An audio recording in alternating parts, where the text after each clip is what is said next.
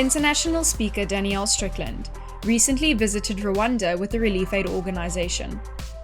She tells the story of one man, a chief, who was known throughout the area for transforming his village.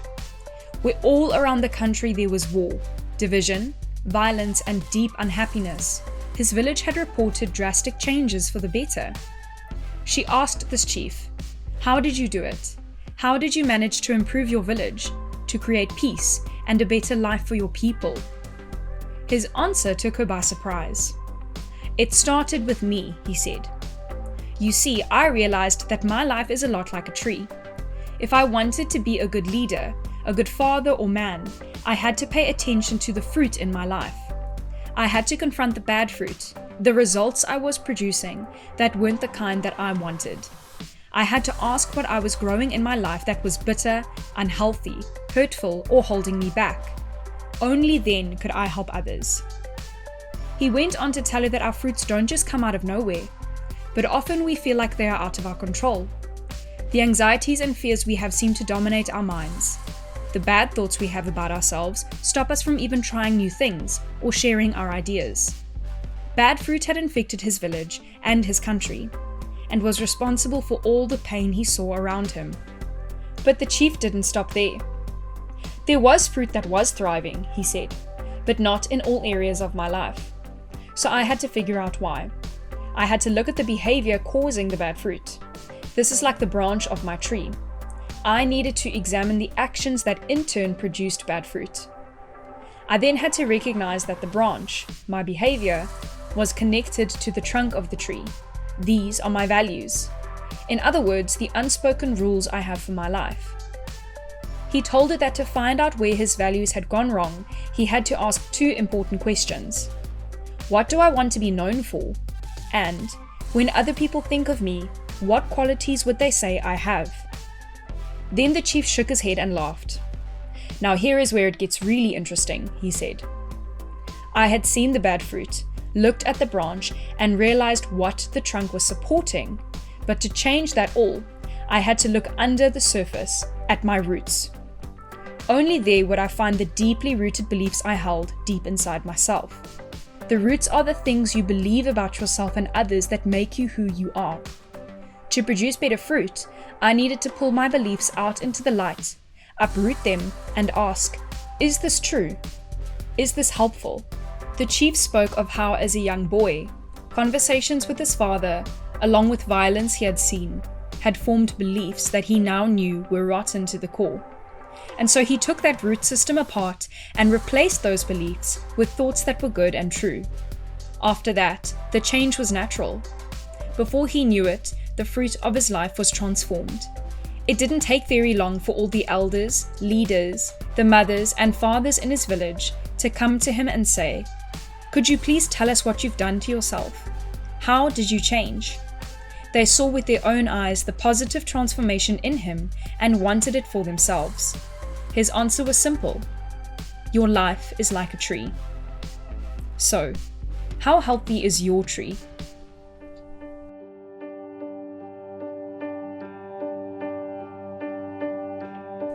It's obvious the health of your tree represents the health of your mind, or in other words, your mental health. But what is mental health? It's a phrase that often gets thrown around when people are diagnosed with something like ADHD or depression. But that's not the full picture. The terms mental health and mental illness are often used as if they mean the same thing, but they don't.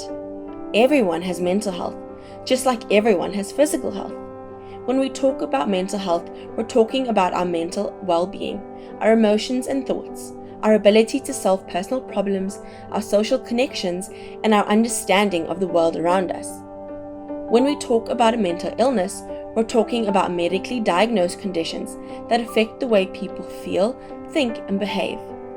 The difference between the two is important to know, because not all people will experience a mental illness in their lifetime, but everyone will have challenges with their mental health.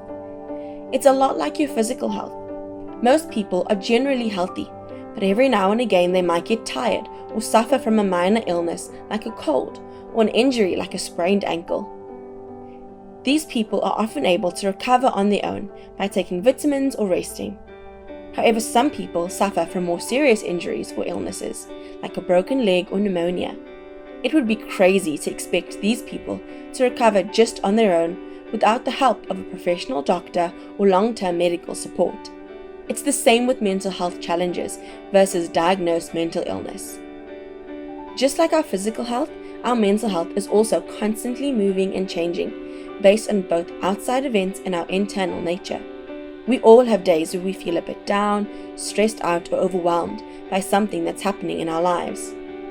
Good mental health isn't about feeling happy and confident all the time, but it also isn't ignoring your problems. It's the ability to notice when things are affecting you and when you need to ask for help. One way to ensure our minds are healthy is to look at what we are feeding them. Just like a body needs vitamins to stay healthy and a tree needs strong roots, our minds need healthy beliefs and values to shape our thoughts so we can maintain a healthy state of mind. Now, back to your tree.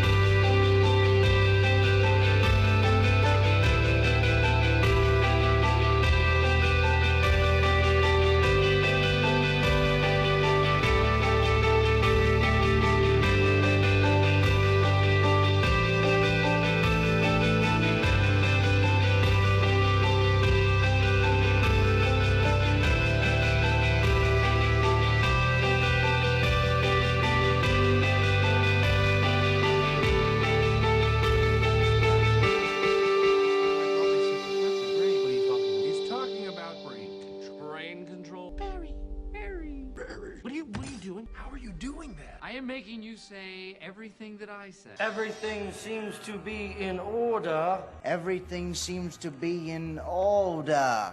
I'm going to go across the street and get you some orange sherbet. I'm going to go across the street and get you some orange sherbet. You stand. You walk to the terrace door and you go back to sleep. Watch out!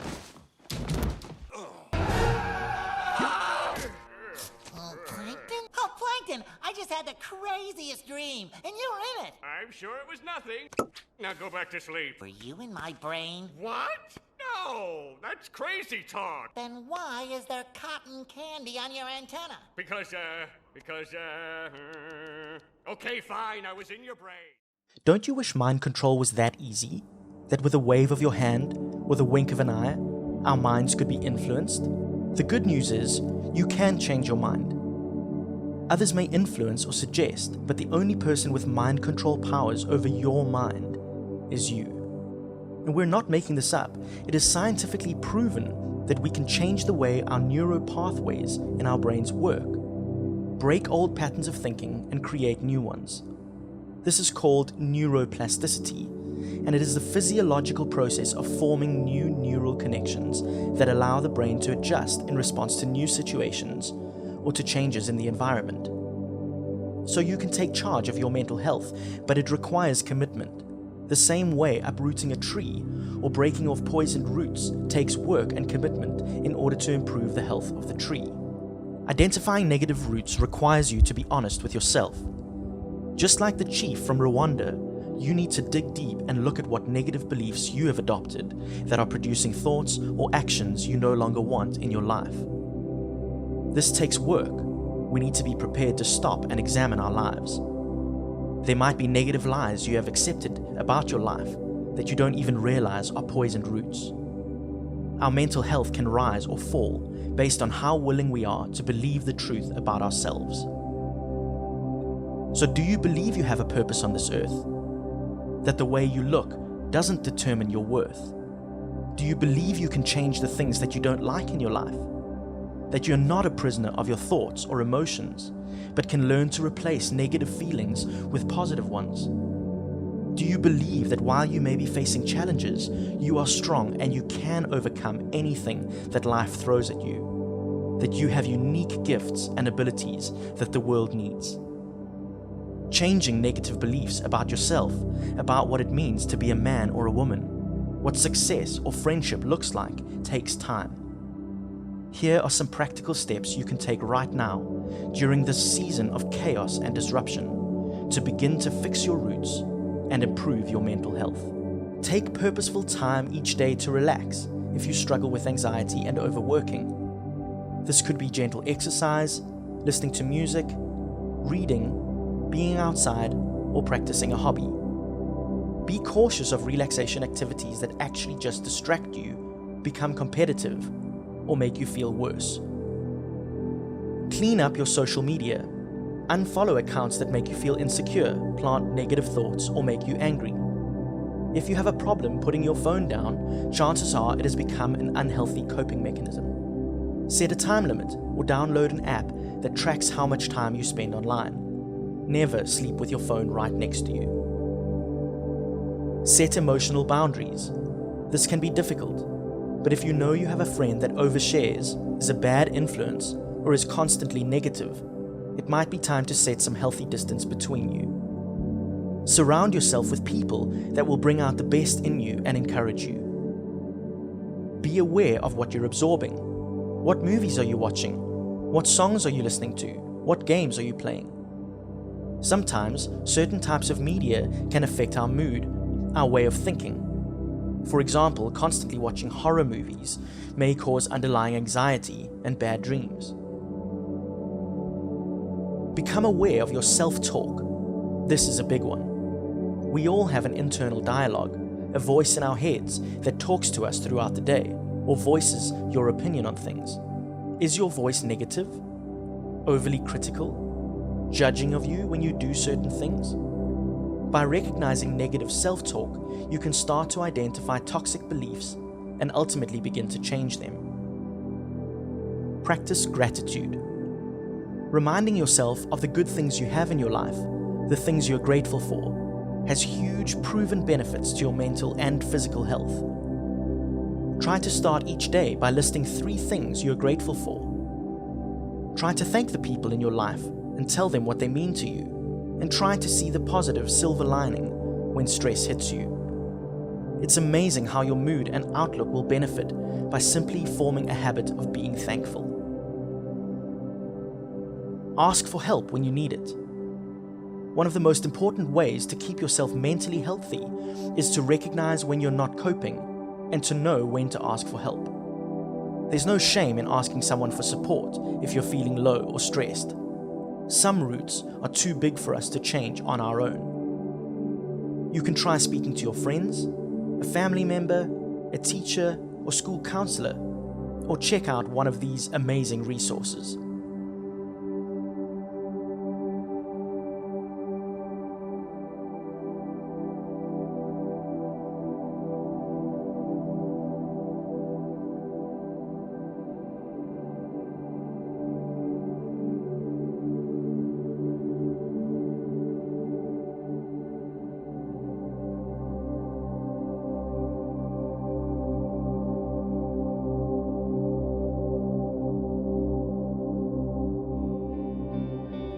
We all need a little help sometimes.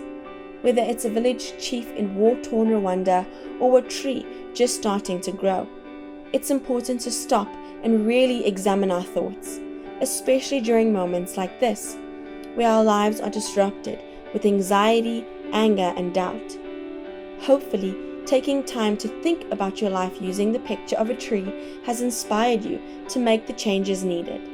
Remember, mental health is ongoing. It's something we all have and is ever changing. Just like a tree growing for years and years, you can return to your roots again and again to ensure your growth is healthy and produces great fruit.